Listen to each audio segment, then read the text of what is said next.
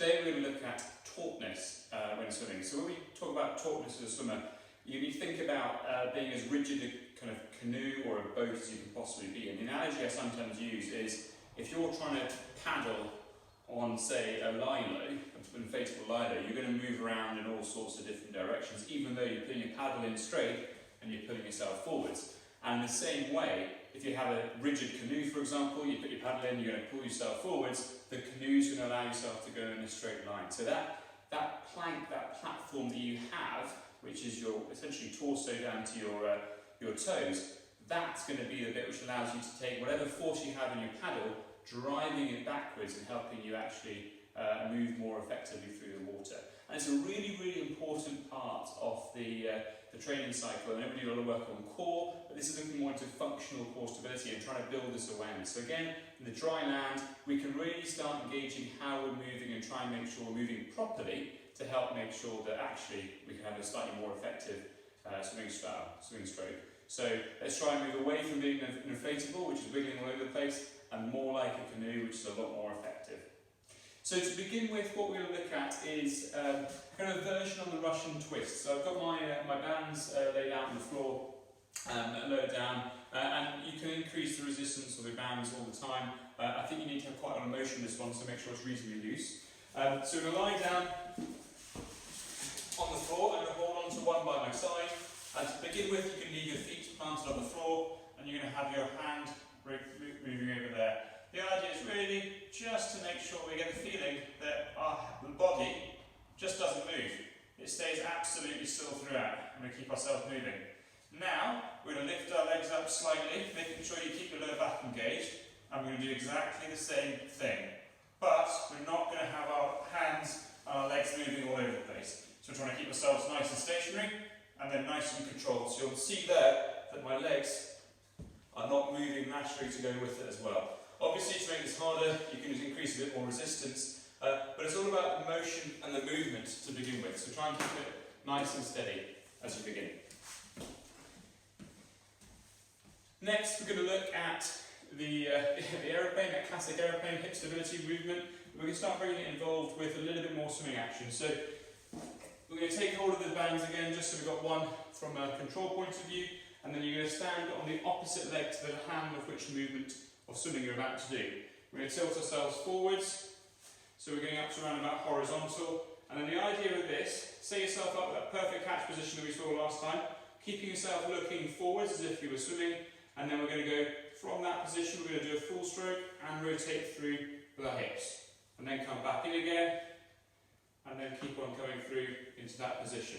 So we're starting to feel how we're getting rotation happening, losing my balance, and also getting a little bit of the pull mechanics coming in as well. So that hip and the extension at the back are coming in together. So when you are doing that full stroke all the way through, in there, the hips getting out of the way, but that's where you've got all the leverage and the power coming from as well. Much like you're going to throw a ball, the hips are coming through, that's generating the power, the wrist comes through the end.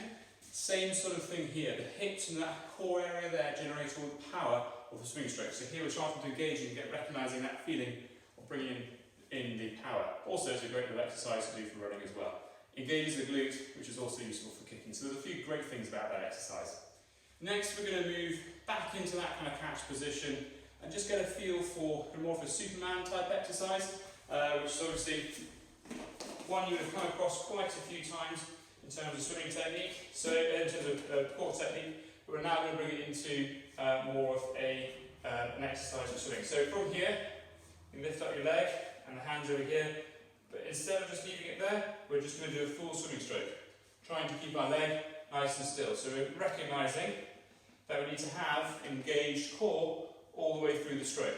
Again, we've worked on a good catch position, so palm pointing backwards, elbow nice and high, catching up with the elbow, and then driving all the way back. When you've done onto that side, same onto the other side just there, making sure your pelvis is staying nice and still. If you want to really show off, you can start bringing in both sides all the way through as well, keeping nice and controlled all the way through that session. So it's an opportunity to really start identifying that core needs to stay quite fixed around our hands. So that's where the power is coming from, that the core and the hand work together just like that rigid canoe. Don't forget though, when you're swimming normally, you're not swimming like this, you've got swimming with a bit of rotation coming in as well. So you want to make sure that rotation happens, but in a way which generates more power.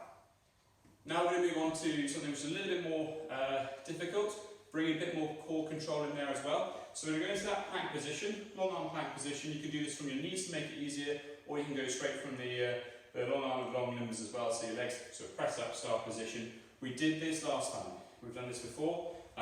So the idea here is trying to really connect that core up with your hand position. So you can either go from the knees, or if you want to go long arms, go here, looking nice and comfortably forwards, get into a position where you can get a bit of a catch going on from there, and then from this position, into that side plank position, and then back. There. Trying to keep your head pointing forwards all the time. So by keeping your head fixed, we have that rotation taking place, everything is rotating around your body and your spine, so your head's remaining fixed.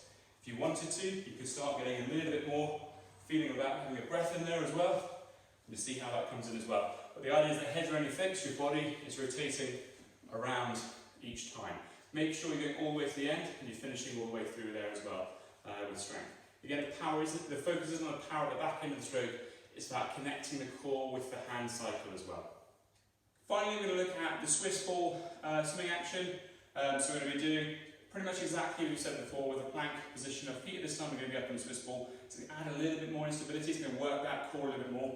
No different to when you're working in the pool as well, in the open water. That's not a stable environment. So when you're looking at this one, to make this easier, move the ball towards your hips. To make this harder, move the ball towards your toes. Don't go for crazy hard things to begin with. Build this one up as you go through. So from this position, again as before, we're going to go into a lovely plank position there. Move it into a position where you've got the catch position going on there. Stabilise yourself, and then you're going to look at rotating round and try not to fall off the ball. So from there, you're going to control it, rotate, and then back, and then rotate, and then back.